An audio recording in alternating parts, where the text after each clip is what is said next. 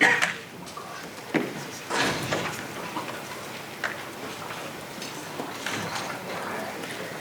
kõigile, head kolleegid! Mul on au esindada siin venekeelset meediat ja venekeelset Postimehe nimel ja esitada oma visiooni meie hetke olukorrast ja meie tulevikust.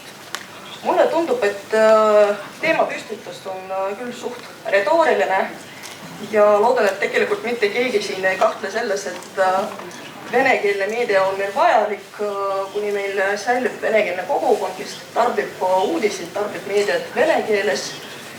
Ja tegelikult nõudlus on meil olemas nii ühiskondlikus kui ka äri mõttes.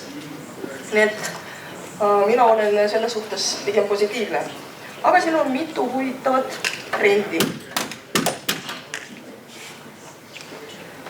Kõigepealt osa venelasi, vähemalt Tallinnas ja Tartus, eelistab eestikeelset meediat.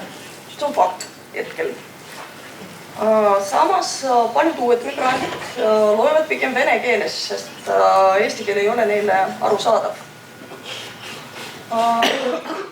Meil on ka päris suur osa venekeelseid inimesed, kes pigem ei tarbi kohalikku venekeelset meediat, sest nad lihtsalt meid ei usalda. Ja neljas trend või neljas grupp, meil on eestlasi, kes tegelikult tarbivad venekeelset meediat ka. Ja ma arvan, et neid on päris palju. Aga vaatame nüüd neid trende eraldi. Miks meil eelistatakse eestikeelset meediat?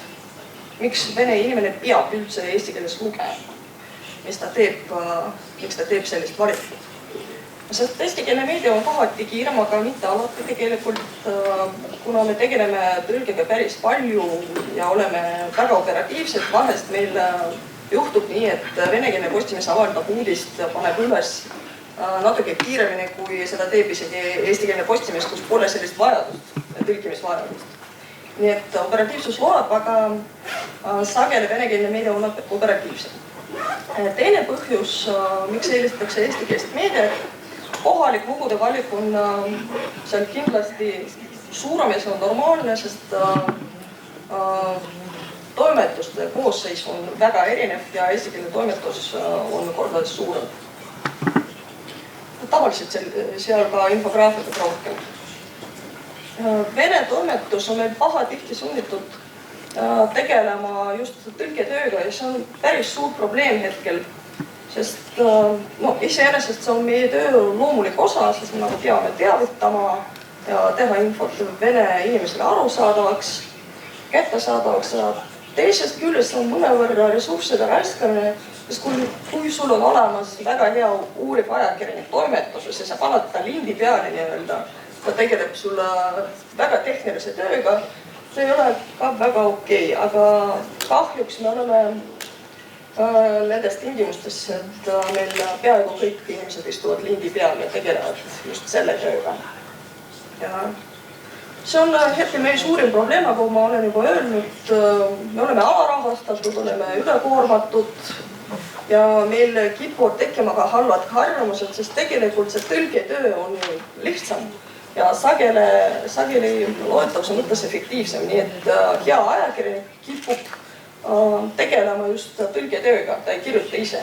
Et originaalsisu meil nii palju ei tooda hetkel, nagu peaks tegelikult olema. Ja selle tõttu vene inimene, kes hindab just originaalsisu, ta lihtsalt läheb ja loeb näiteks eestikeelse Postimeest. Ja siit tegelikult sünnib ka teine põhjus, miks vene inimesed eelistavad eestikeelset meediat. Tõlgitud teksti kvaliteet sageli jätab soovida.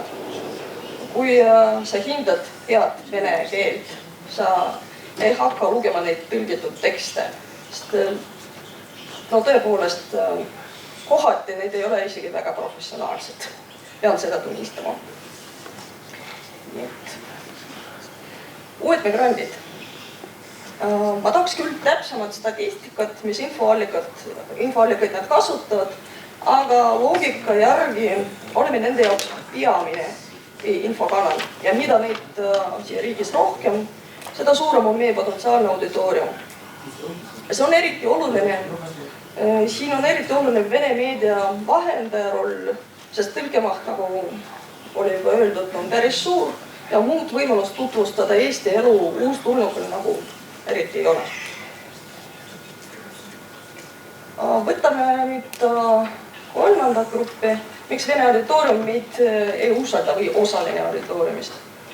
Kas nad on propaganda ohvrid? No osaliselt on küll, jah. Nad eelistavad Venemaa kanaleid, nad jagavad võib-olla nende väärtusi ja oleme nende jaoks propagandakanalid ka. Nad kindlasti arvavad, et me oleme mingi surve all, et me anname sellist infot, mis ei ole nende jaoks huvitav, et me proovime kogu aeg midagi võõrast nagu pähe määrida. Ehk nad lihtsalt meid ei usalda. Selle probleem on meil ka olemas. Ma ei hakka praegu süüdlast siin otsima.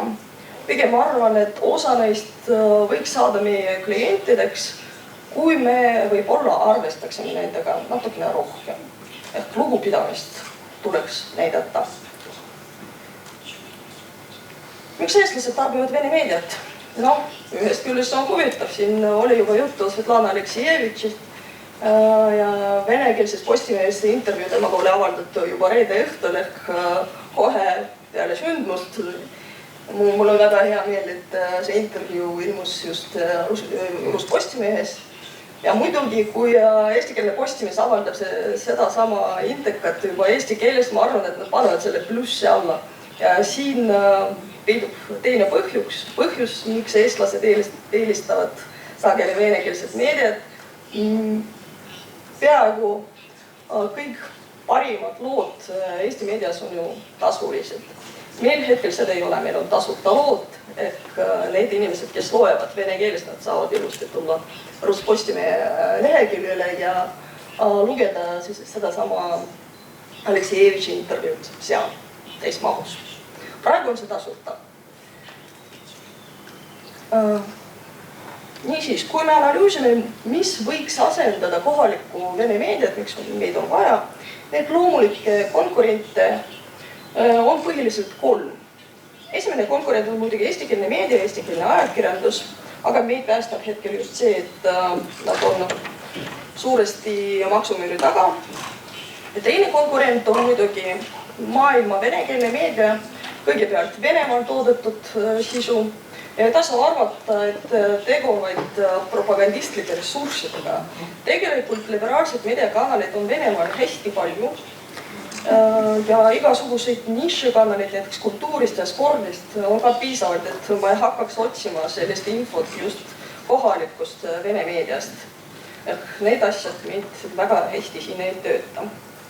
Kolmas ja kõige mõjukam konkurent on muidugi sotsmeedia. Ilma Facebookita meil vist ei tööta hetkel mitte ükski meediakanal ja mitte keegi ei saa ilma selleta olla edukas. Kõik me oleme seal esindatud, kõik me kasutame seda oma tööriistana ja oleme sellest suhtelises sõltuvuses ka ja see ei ole hea.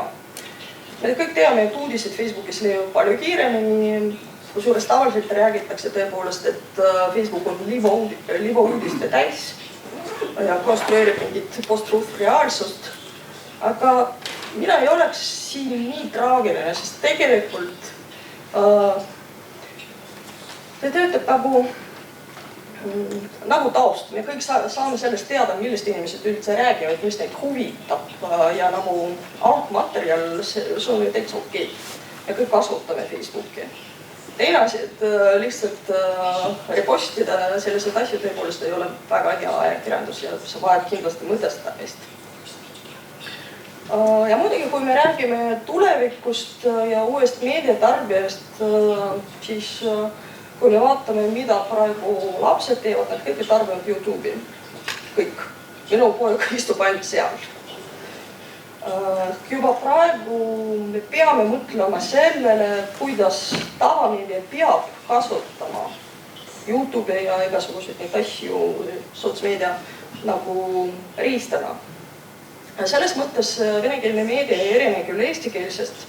Meil on samad probleemid ja samad väljakutsed, aga peab tunnistama, et Vene turg on lihtsalt kordades laiem. Miks on see kõik oluline ja kuidas on see seotud meie teise küsimusega ehk kuidas olla ja kuhu edasi? No, teatavasti erameedias on nüüd kaks peamist rahastamismudelit ehk reklaamimudel ja tasuline sisu ehk premium content. Hetkel on meil enam-vähem talutav olukord Vene erameedia, vabandust, et ma räägin just erameediast, kuna ma esindan Postimeest, ma ringhäälingust ei hakka siin rääkima. Vene erameedia elab reklaami arvelt ja kuigi Facebook osutab oma konkurentsi ja Google osutab konkurentsi, reklaamtuluallikana veel niipea ja kuhugi ei kao. Aga kui me tahame minna maksumüüri taga, siis on meil olukord pigem kurb, sest esiteks konkurendi maksumüüri kehtestamise kogemus näitas, et Vene auditoorium ei ole valmis sisu eest maksma üldse. Nad proovisid, nad kaotasid oma turuosa, see ei töötanud neid hästi, nad loobusid sellest. Meil oli samasugune kogemus, kui meil oli leht veel olemas, siis me parimad lood olid ka plussi taha, aga hetkel meil tasulist sisu ei ole, siis me anname endale aru, et kui me kehtestame maksumüüri, siis me hakkame ka kaotama.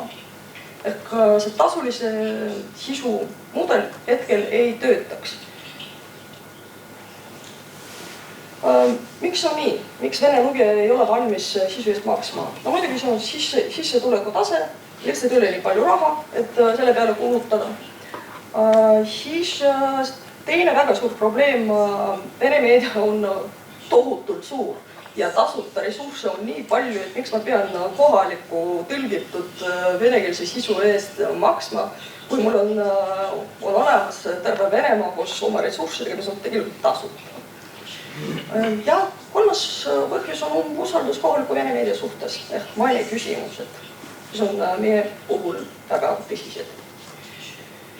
Teine probleem, mis tekib, on seisneb selles, et premium content ajakirjaniku ja lugija arvates, et võivad olla kaks hoopis erinevat asja.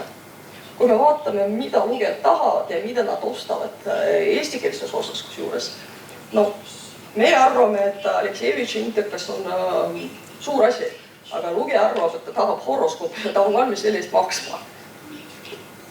Sellest seisneb suuresti meie probleem, et see ei ole kvaliteet ajakirjandus, aga seda ostetakse.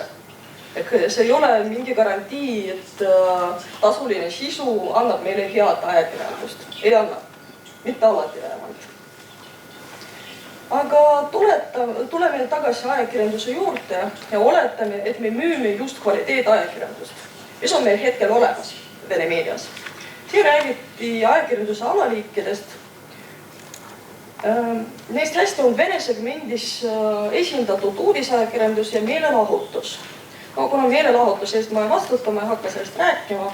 Uudisajakirjandus on meil täitsa okei tasemel, mis puudutab uurivat ja arvamust. Need on esindatud Vene meedias väga vähesel määral. Meil ei ole eraldi uurivat osakonda ja arvamust tegelikult ka ei ole, isegi ühtegi toimetajat ei ole, kes tegeleks sellega. Ja see on probleem. Poliitikaanalüüs meil praktiliselt puudub.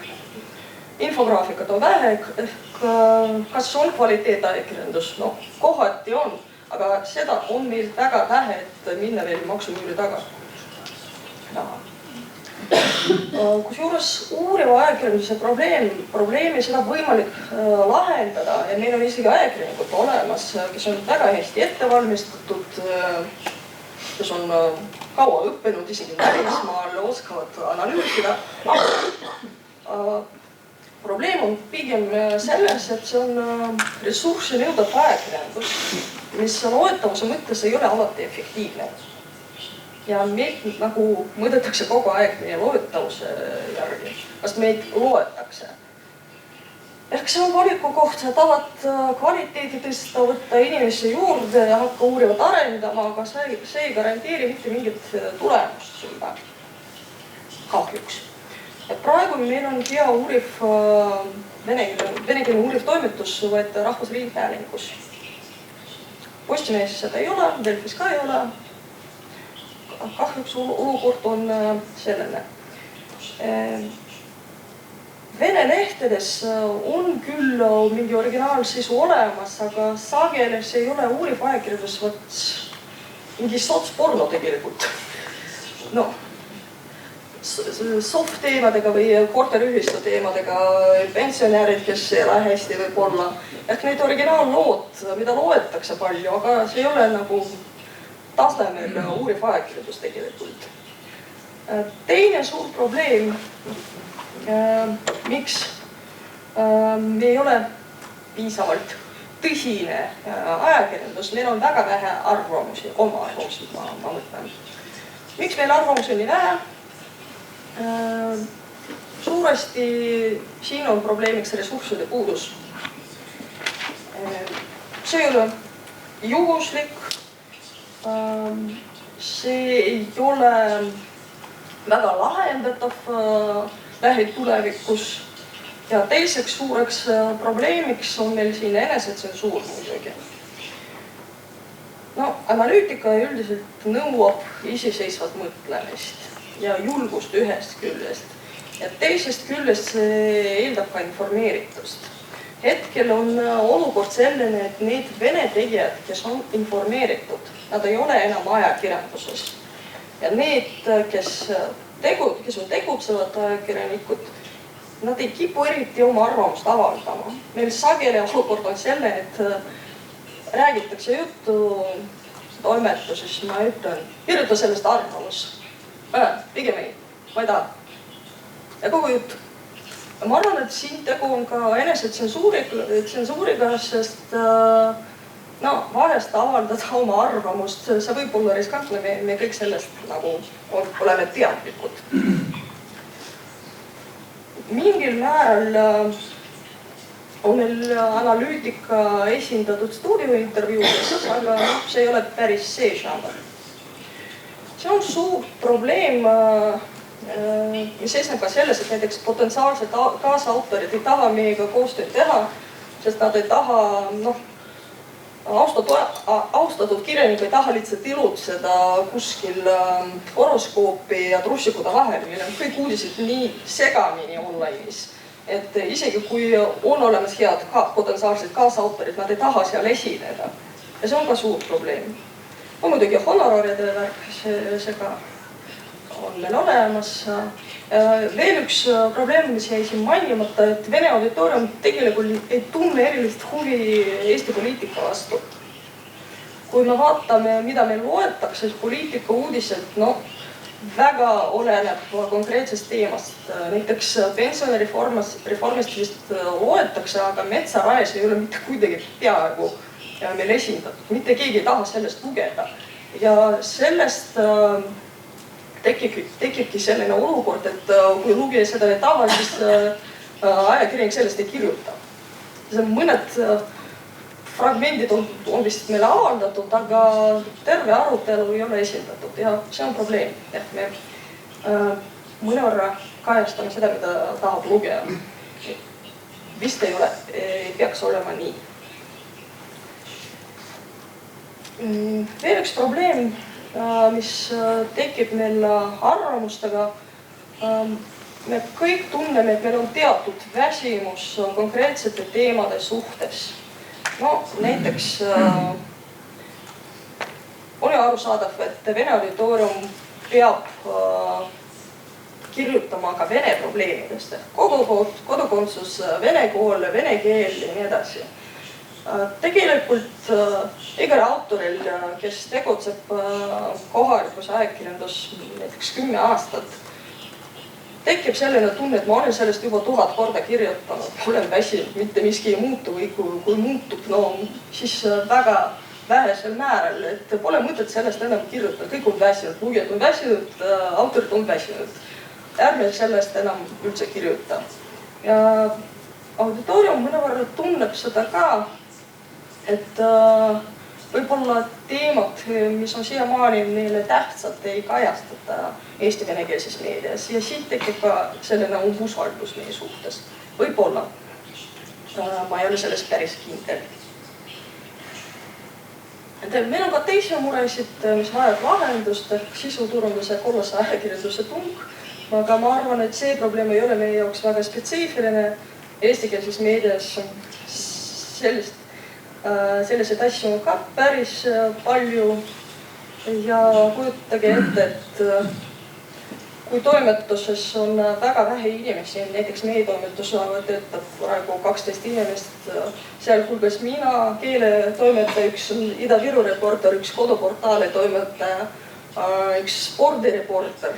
Ma kujutage ette, teil on jäänud umbes 6 inimest, kes peavad teid teenindama terve nädala vältel.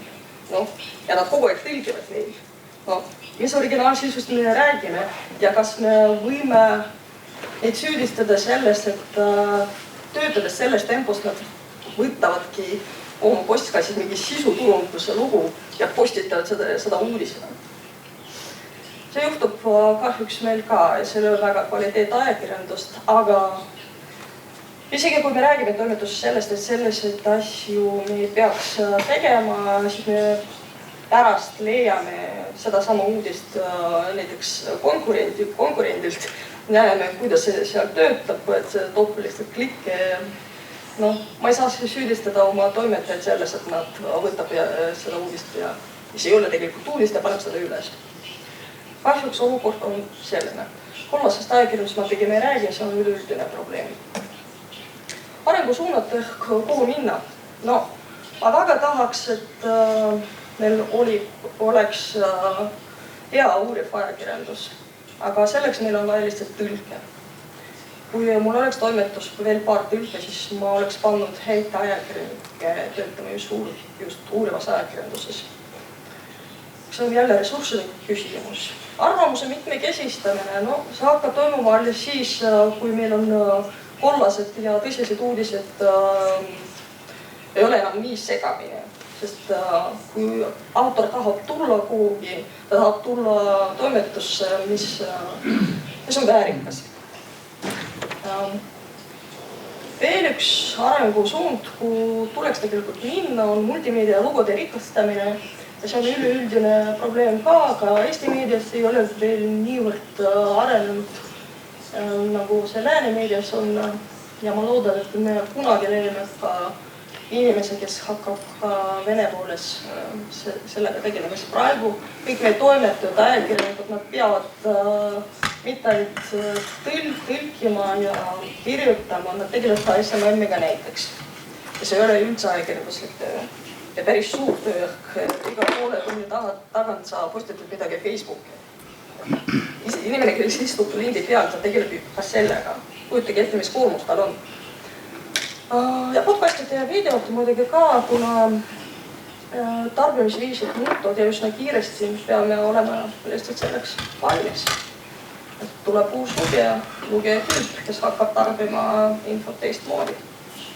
Ja see ei ole väga vene meedia spetsiifika. Ja need on hetkel meie peamised arengusuunad. Ja sellega ma lõpetaksin. Aitäh! Ma küsin kohe siis selle küsimuse. Kuidas me saaksime abiks olla kõigele sellele probleemide lahendamisele, sest vaevalt päris üksi sellega hakkama saate? Huvitav küsimus tegelikult. Meil on selgelt ressursside puudus ja kuidas veel saaks aidata, et mitte takistada. Pahatihti on meil vene meedia maine selline, et osa tööajast kulub sellele, et tõestada, et sa ei ole žiraaf. Ma ei tea, kas see on see aru saadud, millest ma räägin. Et sa ei ole kaamel. Jah. Olesja rääkis pikalt ja põhjalikult praegu sellest, mis puudutab erameedias, erameedias seda Jüri. Tule nüüd siia ette. Kaua sa seal taga istud? Peidab ennast.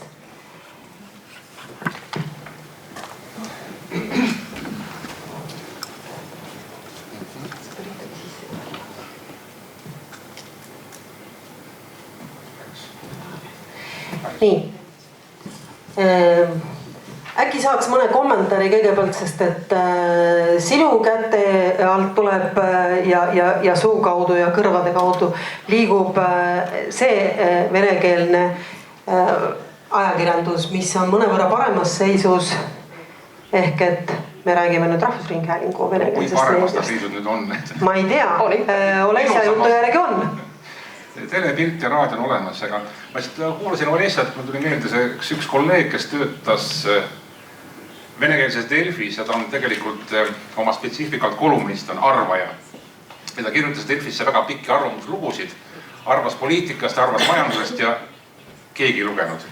Ja siis ta kirjutas ühe loo sellest, kuidas üks aiapidaja äigas teisele aiapidajale kõplaga vastu pead ja lugemine oli loetavus oli tipus. Et võt see on see, mida meedia tahab.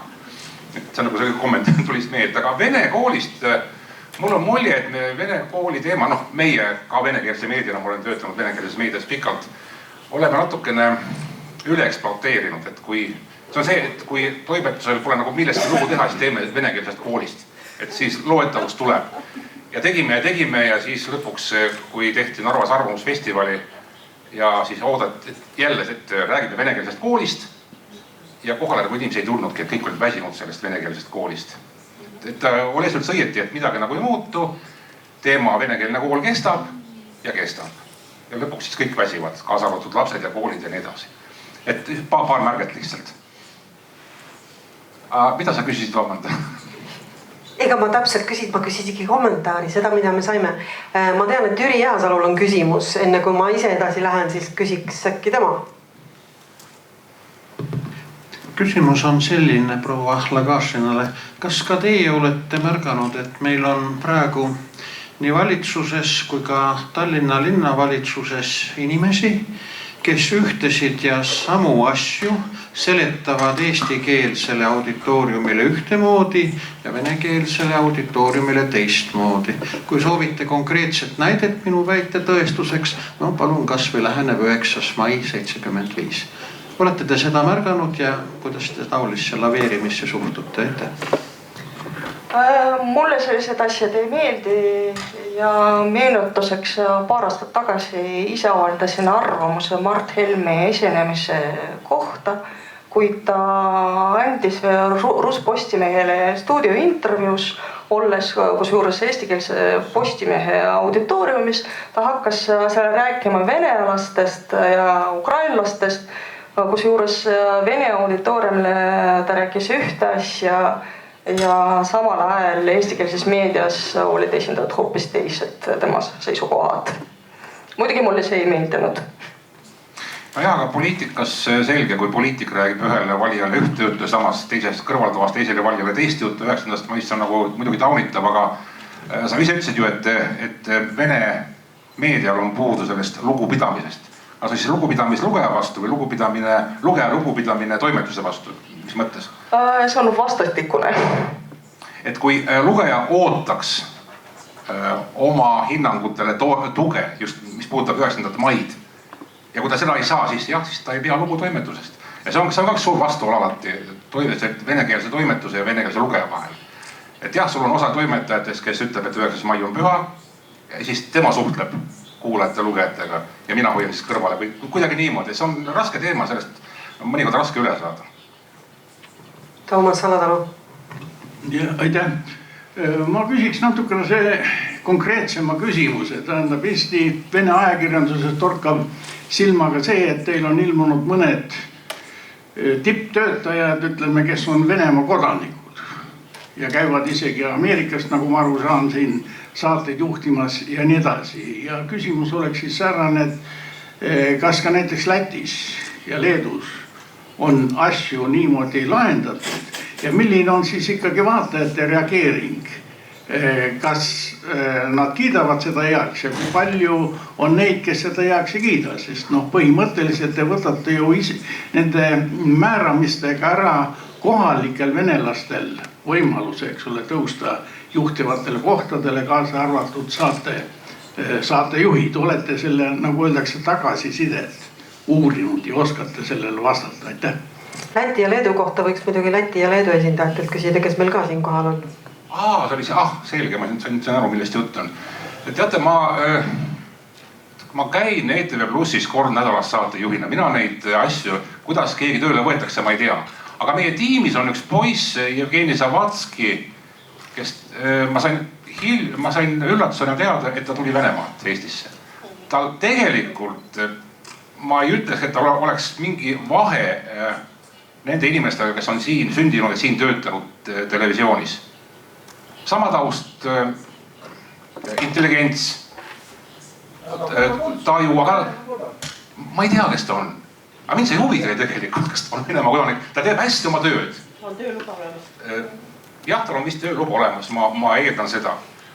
Et minu jaoks ei ole probleem. Ja küsimus on veel see, et kes see tuleb tööle? Kust leida Narvas inimest, kes oleks võimeline tegema telelugusid, raadiolugusid, ajalehelugusid. Meil on Narvas 5-6 inimest, kes töötavad kohalikes lehtedes ja käivad niimoodi ühest lehest teise.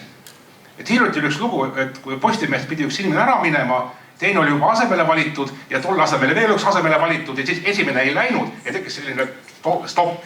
Et kõik olid ootel, et mis nüüd edasi saama hakkab.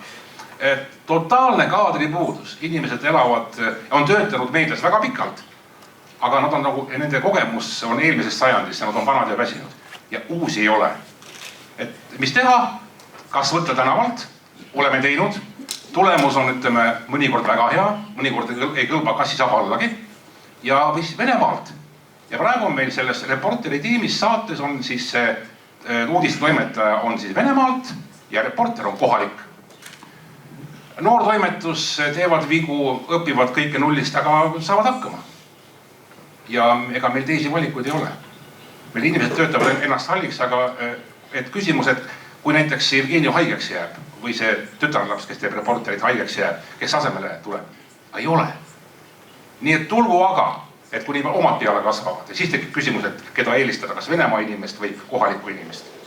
Kas Vene ajakirjanik Eestis enam üldse ei õpetata või vanasti oli nagu ikka õpetata? Ma ei tea, kas... Neid ikka on, aga see on suhteliselt problemaatiline, sest need Vene ajakirjanikud, kes õppevad eesti keeles, nad ei oska enam vene keelt nii hästi. Ja eriti seda on märgata, kui inimene kirjutab. Nende vene kirjakeel on õudne. Okei, aga meil on ka Läti kommentaar nüüd asjale. In Latvia we don't have that kind of problem because there are Russian citizens, Russian journalists working in Riga, but they have their own outlet which is called Meduza. It works for a Russian market, but it's based in Latvia, so they tend to concentrate there. And for the public radio and the public TV, we don't. And I think also for private Russian language newspapers, two of them, they are not Russian reporters, Russian citizens working there. In Latvian, we have several very good colleagues who are born in America. Juris Kaža, Karl Streips, and perhaps a few more. They have been born in Latvian families in America, and they came back. They repatriated back to Latvia, and we think of they had double citizenship, but we think of them as our own, and so people have rights to choose their work. And the funny thing is, I am Latvian, but for the last 2 years I work in the French news agency AFP. So while living in Latvia, so it goes both ways. Ma loodan, et see oli enamusele siiski selge, sest et Tanjus, okei, Leedu pool ka. I will add something also about Lithuania. The media market in Lithuania mostly is Lithuanian-speaking market for Lithuanian people about Lithuania. And that's why Russian-speaking media are a very small piece of market. In general, it's a little bit different from Latvia and Estonia. And the challenge is because young generation, especially speaking about people who live in Klaipėda or Vilnius, most of them are using media very different languages, Lithuanian, English, and Russian, one of them. Also, I met many guys in schools who define themselves as a Polish people, they're using Polish, Russian, and English-speaking media, and they're using 3 languages in most of cases. That's why for local Russian media, it's a very big challenge actually to compete with Russian-speaking media coming from outside Lithuania, for example, like Meduza, like quality media. But we still have some colleagues who works for Nastoящее время, current time, and many colleagues, or most of them, actually are not original Lithuanians. We have more and more colleagues, Russian-speaking colleagues from Ukraine and Russia, Konstantin Egert, Evgeny Titov. We have more and more colleagues who comes to live in Lithuania and work as a journalist. And actually they are very good enough for us, and that's why we have some challenge for the future, because young generation of journalists, they don't apply for so-called Russian journalism generally. We are working for some global products sometimes, but it's really a big challenge talking about local journalists who are choosing Russian language as a main language for journalism activity. And it's really complicated for them because Russian language is not, you cannot use like in a very easy way. It's very complicated language speaking about context, history, and background. And very small audience is this biggest challenge for still quite big Russian-speaking print media. Most of journalists who work for print media, for newspapers, Russian-speaking newspapers, they are so-called experienced journalists. Age is like 50 plus, even more. And for radio stations like Rus Radio, local one, they are choosing only young generation, but they have like 5 or 6 persons who works also as experienced journalists because they started with 17 or 18 years old. And it's the same team for many years. I know all of them personally, and it's not like really big competition in this field, and that's why. Kas vastus sobis? Ma loodan. Me Lätist, Leedust jõuame veel rääkida natukese aja pärast. Katsuks nüüd praegu Eesti ajakirjandusega hakkama saada. Hille. Tere, aitäh huvitava ettekande eest. Mind jäi natuke kummitama sõna enesetsensuur. Ma ise elan töötan Türgis, saan väga hästi aru, kuidas kohalikke ajakirjanikke kammitseb. Et mis kontekstis tunnevad Eestis Vene arvamusvälja kuuluvad inimesed enesetsensuuri? Kas saaks natuke rohkem infot selle kohta, et see tundub demokraatlikule ühiskonnale natuke kummaline, et see siin on olemas? No seesama 9. mai näiteks. Meil on tõesti mõned ajakirjanikud, kelle jaoks see on püha, ja mõned venekeelsed ajakirjanikud, kelle jaoks on suhteliselt problemaatiliselt. See isegi ei tähenda, et need on mingid erilised poliitilised vaated, aga lihtsalt teema on niivõrd keeruline, et rääkida siin avalikult sellest. No see tekitab nagu teatud arusaamatusi. Nii et isegi kui see ei ole nagu päris surve, see lihtsalt toimib nii, et ajakirjanik ei taha mitte kedagi solvata. Ja ta sellest lihtsalt ei kirjuta. On üks tsensuuri väljundeid, et ajakirjanik ei julge oma arvamust välja öelda, pigem ta ei ütle, siis ta nagu uudisloodaga peidus või kuidagi niimoodi. Ja teine siis, mida mina olen kogenud, aga see oli suht ammu juba, et tas kolleegid ütlesid, et meie venelastena ei saa öelda seda, mida sina saad eestlasena öelda. Sina võid kirjutada või seal teha kriitilise loom, meie ei saa teha, sest me oleme nagu siin veidi võõrad või kuidagi niimoodi. Et see vastureaktsioon võib meile olla valusam kui sulle näiteks. See ka enesetsensuur. Kuigi viimastel aastatel ma pole seda enam kohanud, see oli siis kusagil 2000-ndate algus. Ma küsiks nüüd natukene üldisemas liinis. Ehk et kuidas teile tundub endale? Rus Postimees on online väljaanne. ERR-i kõige parem venekeelne kanal on Raadio 4. Kõigi uuringute järgi, mida mina olen lugenud, ja ma olen päris palju neid lugenud, venekeelsele seltskonna läheb tegelikult kõige paremini peale televisioon. Kas Eestis on mingid asjad tegemata? Või minu isikliku arvamuse järgi 1,2 tõesti tehti kas liiga hilja või lammutati liiga agaralt, pööramata nagu õiget tähelepanu sellele, mis mõju sellel on või sellest aru saamata.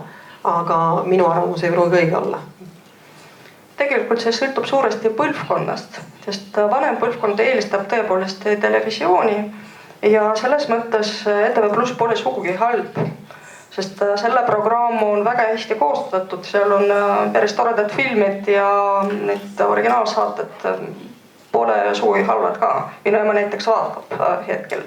Aga ma arvan, et auditooriumi poolest siiski nooremate seas online on populaarsem. Jah, sest näiteks meie saadetel, no nii palju kui mina tean, on tihti saadetel rohkem vaatamise online'is kui otse-eetris, mõnikord on niimoodi. Et see järelvaatamine ja online vaatamine on tihti suurem kui lineaartele vaatamine.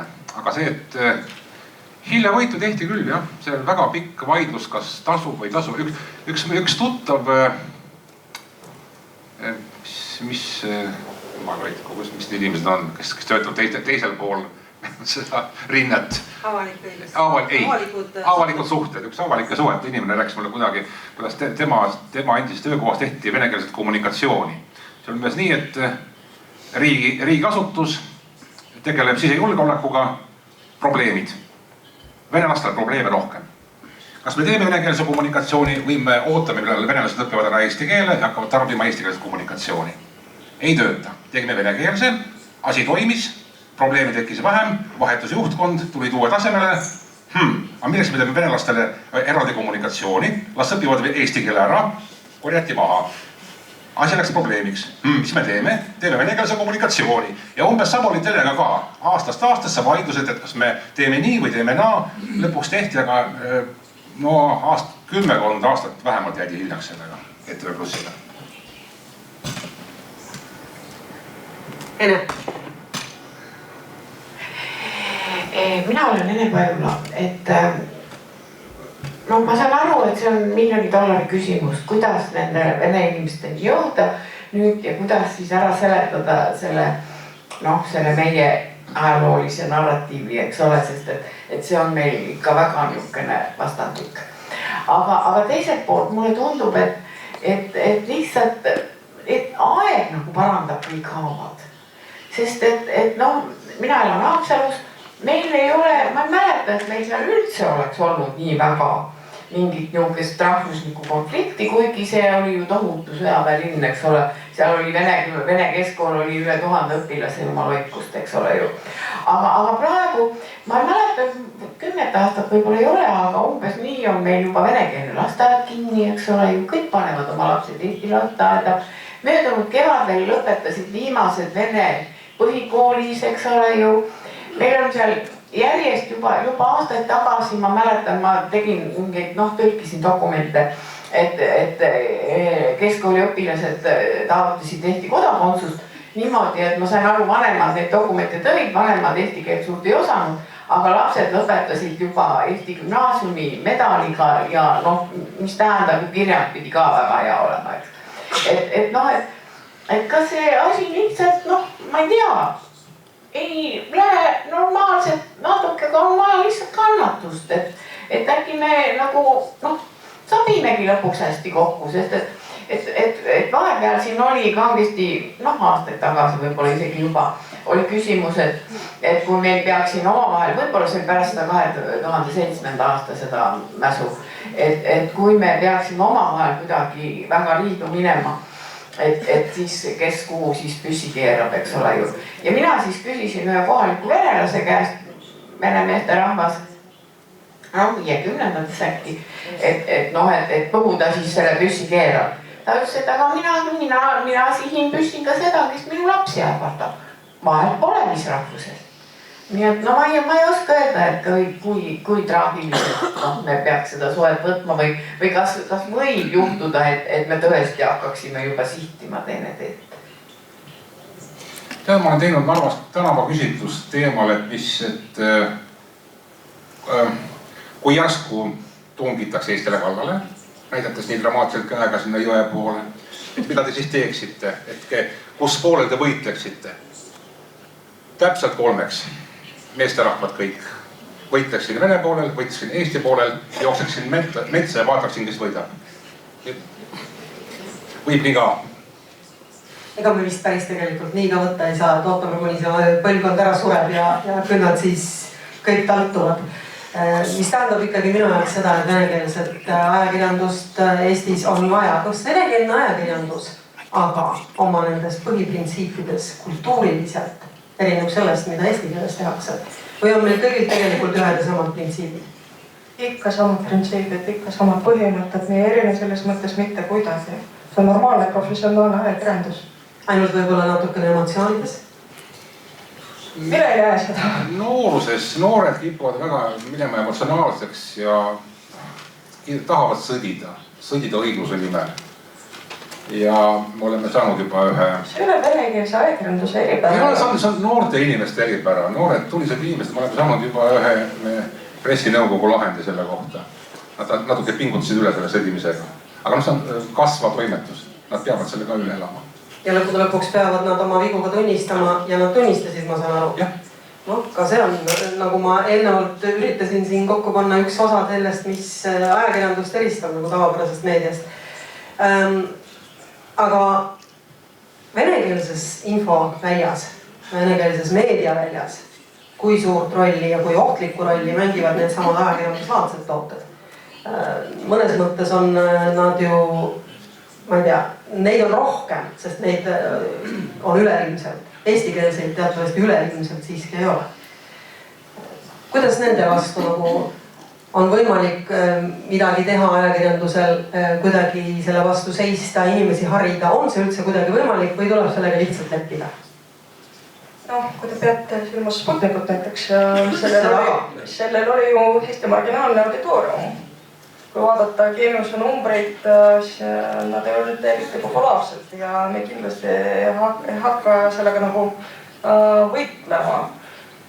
Ja ma ei näe mõtet, me lihtsalt peame tegema kvaliteetset ajakirjandust ja ongi kogu lugu. Aga võidledes Sputnikuga me siiski vist natuke kergitasime neid, näitasime meile, vaadake Sputnik ja kõik. Mul on Sputniku suhteliselt kahetised tunded sellepärast, et seal on töötanud vähemalt 2 minu endist head kolleegi. Ja mina küll selle üle rõõmus olen, et nad töö kaotasid. Sellepärast ega neil mujale kusagile polnud minna. See ongi, venekeelses ajakirjanduses on see, et sul on kitsam see valik, et kuhu sa võid tööle minna, kui sa näiteks ühes töökohas halvasti läheb. Ja kui sa tahad Eestis olla? Jah. Et Sputnik oli see koht, kus nad töötasid, nad tegid oma tööd hästi. Mul pole selle kohta midagi halba nende kohta öelda. Ma olen isegi ühte kolleegi kunagi päästnud seal piirivalvurite eest, et nad ütlesid, et ahaa, siin on kusagil Sputnik, näidake meile seda Sputniku poissi. Ei näita. Suurus, neil oli väga hästi esindatud ka kohalik vene kultuur, neil oli hästi palju intervjuusid seal. See, mida kohalik normaalne venekeelne meedia ei saa endale lubada. Neil raha on selleks olemas. Nad lihtsalt lähevad ja teevad seda intervjuud Vene teatri Netlere näiteks. Neil oli kultuurirubriik väga hästi esindatud. Kas peaksin natuke liiga palju selles suhtes aastama või midagi konkreetselt ette võtma? Me võime ette võtta, nagu teevad praegu ukrainlased, teha eraldi meediaseaduse, anda igale meediaväljaandele litsentsi, iga ajakirjanik saab numbri, oma selle siis ajakirjanikuks olemist tõestava dokumendi ja siis me oleme need samad ajakirjanikud ja Sputnik ei ole siis. Kas meil on seda vaja? Ma ei tea. Kas meil on Sputnikut vaja, on ka muidugi omaette küsimus. Kui ma ei pidanud selle ajal muuses silmas ainult Sputnikut loomulikult, vaid ka mida iganes, mis tuleb ka piiri tagant ja mitte ainult tingimata vene keeles, vaid ka inglise keeles. Sellepärast, et nii palju kui ma aru saan, noored ei tarbi ju ainult venekeelset meediat. Nad ei pruugi tarbida eestikeelset, aga nad tarbivad mingit muud keelset, ingliskeelset siis räägima. Seda nad teevad Eesti oma kindlasti. Kas on olemas nagu mingisugune ravim selle vastu, kas äkki peaks ka noori ikkagi harima, ma ei tea, lasteaiast peale või beebiajast peale selgeks aru saama, missugustesse kriteeriumite järgi toimib ajakirjandus ja mida tasub usaldada ja mida mitte? Mingi meediaharidus peaks koolides ikka olema, et inimene saaks eristada kvaliteetset ajakirjandust, mitte kvaliteetsest. See on ju selge, et kui inimesel on kriitiline mõistus olemas, siis ta teeb seda vahet, ta näeb lihtsalt. No ma tean, kriitilise mõistuse olemasolu peaks olema nagu enesest mõistetav, aga samas kui arvestada, et 80% inimesed on lollid, mis sa teed sellega? ma vaatasin väga head intervjuud ühe Venemaa ajakirjanikuga, kes rääkis, et vanasti oli kõik selge. Kõik oli selge arusaadav. On toimetuses on ajakirjanikud, nemad teevad ajakirjanduslikku toodet. Praegu tuleb igast praost ja nurgast, Facebookist, YouTube'ist, veel kusagilt, kõik teevad midagi ja kõik tarbivad seda, mida nad teevad.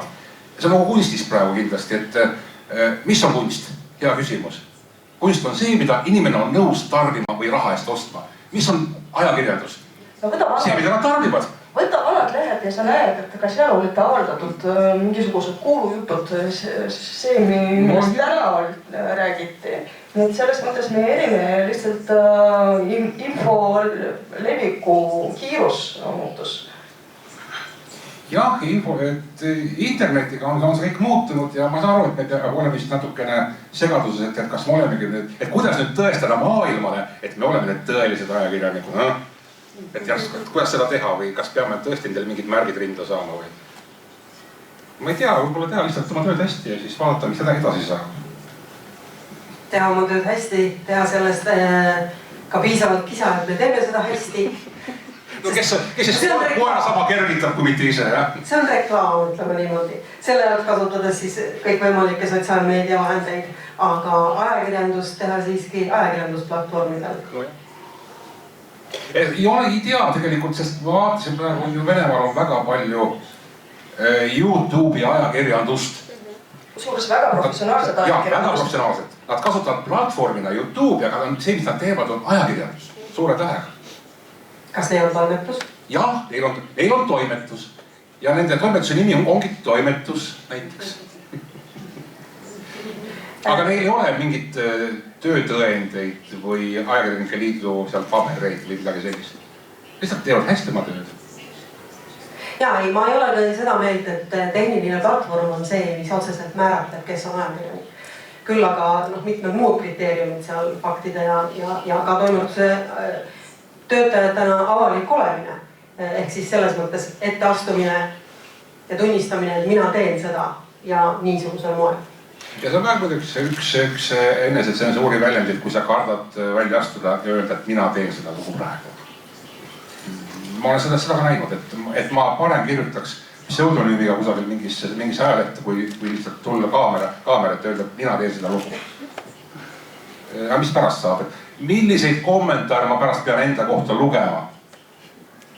Õudus. Ära loe. Aga nad ju kirjutavad. Toomas, ja siis on Tarote. Aitäh, mind ajendas Jüri märkus, et rahvas on rumal. Ja mul on hea näide ühest teisest rahvast, kes kindlasti on rumalam kui meie oleme. Ma olin Nicaraguas, kes ei tea. Ja 1990 valimisi mõeldi välja nipp, kuidas siis opositsiooni ja võimu võimalusi ka ajakirjanduses võrdsustada. Kuni selleni välja, et seal oli siis kindlate nädalapäevadel olid kell 9, ütleme siis võimupäeva uudised, teisel päevadel olid opositsioonipäeva uudised sel kellaajal ja nende uudiste lõpus oli siis reklaam, info. Ja meie tänane probleem on ju tegelikult selles, kuidas ka Vene propaganda, ütleme Eestis sees istub, et nende päevasaadetes, olgu see Vremja, olgu see Rossija 24 ja nii edasi, eks ole, kõigepealt nad sõimavad, ütleme siis ameeriklasi. Siis tuleb reklaamiklipp, mis on puhtalt Eesti oma. 5 aastat tagasi see hakkas pihta niimoodi, seal oli 10% Eesti reklaami ja siis 90% Moskva oma. Aga praegu see on 100% kõik puudutab Eestit, mingi ostke ülemistel seda teist hinnad seal on nii ja niisugust ja nii edasi. Ja siis, kui see saab läbi, siis järgneb Ukraina sõimamine. Ja vaat niimoodi tahes tahtmatult hoitakse ühelt poolt Eesti vaatajate tähelepanu nendel uudistel.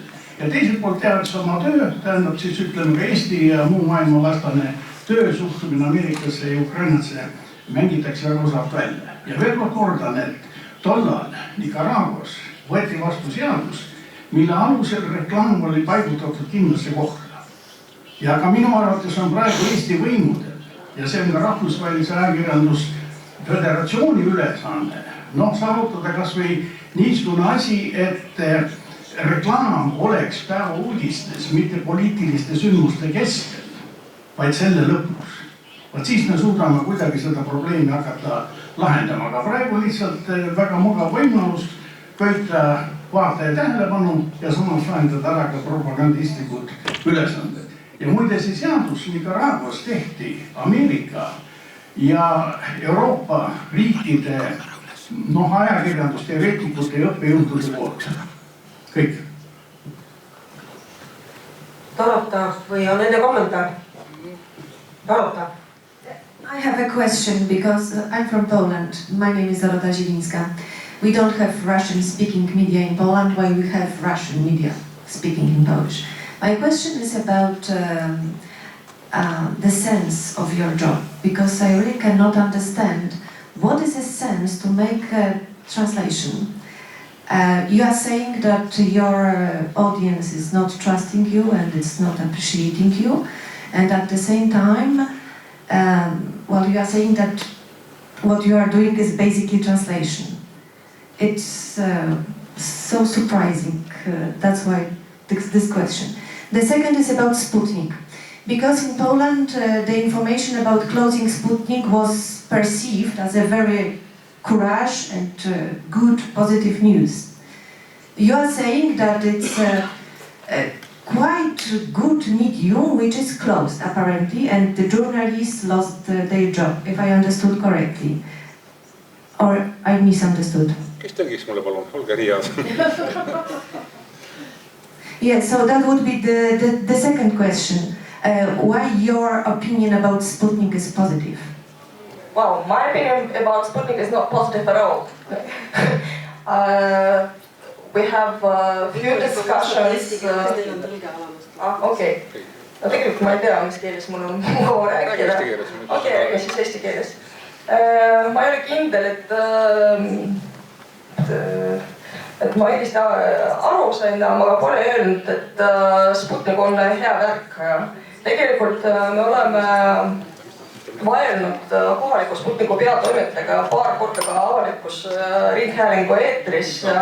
Ja see, kuidas Sputnikus pärast seda meie arutelu interpreteeriti, see on puhas vale tegelikult. Nii et mul pole kahtlustki, et Sputnik valetab rängalt, aga samas ma annan endale aru, et siia läksid mõned inimesed, mõned meie endised kolleegid, kellel lihtsalt ei antud koha normaalses meie tavameedias. Et need on need inimesed, kes on kes on solvunud, kes lihtsalt tahab oma raha teenida ja võib-olla nad ei ole isegi niivõrd ideologiseeritud inimesed. No oleneb tegelikult. Kui sa räägid konkreetsest inimesest, siis on raske öelda, et see inimene on rahvavaenlane. Mina ei ütleks nii. Ja kogu see lugu, mis on Sputniku praegu toimunud, mulle tundub, et seda tehti, võib-olla ei ole ilma põhjused, aga ma ei näe siin lihtsalt ratsionaalset mõtet, sest Vene propaganda kasutab ju omakorda seda Sputniku sulgemine ja näidata, et tegelikult Eesti ei ole nii demokraatlik, nagu ta väidab tavaliselt. Selles mõttes ei ole see meile hea. Ja esimene küsimus oli millest? Tõlkest, tõlkeajakirjandust. Ma ei öelnud, et Vene auditoorium üleüldse meid ei usalda. See on ainult üks osa sellest auditooriumist, mis meid ei usalda just propaganda mõju tõttu või selle tõttu, et me ei kajasta nende elu piisaval määral. Aga tegelikult, mis puudutab Ruspostimis hetkel, on see kõige loetavam ressurss vene keeles siin üldse. Ja on päris suur auditoorium, näiteks eelmise nädala loetavus oli umbes 300 ja 30 000 inimest originaaljusel. See on päris palju tegelikult ja see näitab, et mõne hõrra auditooriumi siiski usaldab. Miks me tõlgime hästi palju? Sest üks meie roll seisneb selles, et tutvustada kohalikule vene inimesele Eesti elu, millest eestlased kirjutavad, millega nad elavad, millest nad arutlevad. Ehk sul on ka väga oluline roll, mis ei väljasta ka seda, et me peame originaalsisuga tootma. Mis puudutab Sputnikut, ma ei arva, et Sputnik oli või on üks hea asi, aga samas mul tunne, et me pöörasime sellele liiga palju vihast tähelepanu, kui tegelikult see asi väärt oli. Ja samas, kui me läheme mingi meediaväljaande kallale, olgu ta siis propagandaväljaande või mis iganes, et peaks ikka selgelt aru saama, et mille eest me ta kinni paneme, et millist seadust nad on rikkunud. Et ma tahaks nagu seda teada, et kui me otsime mingit mingit põhjusi, miks tuleb see asi sulgeda ja neid mooduseid otsime väga pingsalt, siis ma tunnen, et varsti tullakse poole meie kallale, teiste meediaväljaannete kallale, otsitud põhjustega. Kui ta on propaganda, teeme seaduse, propaganda ei tööta Eestis, paneme kinni, selge. Hakata lukutama, et neid X meetodeid, et kuidas seda nii teha, et see sul kinni panna, natuke imelik. Kuidas Sputnikil ei olnud sellist mõju Eestis üldse, nagu talle omistati? Seal on tõenäoliselt muidugi ka see vahe, et kas ta pannakse kinni sisu pärast või mingitel muudel põhjustel. Meie antud hetkel siis tegime midagi väga Eesti pärast minu meelest ja panime ta kinni muudel põhjustel, mitte sisu pärast. Et see äri on hea ilma tõttu suletud.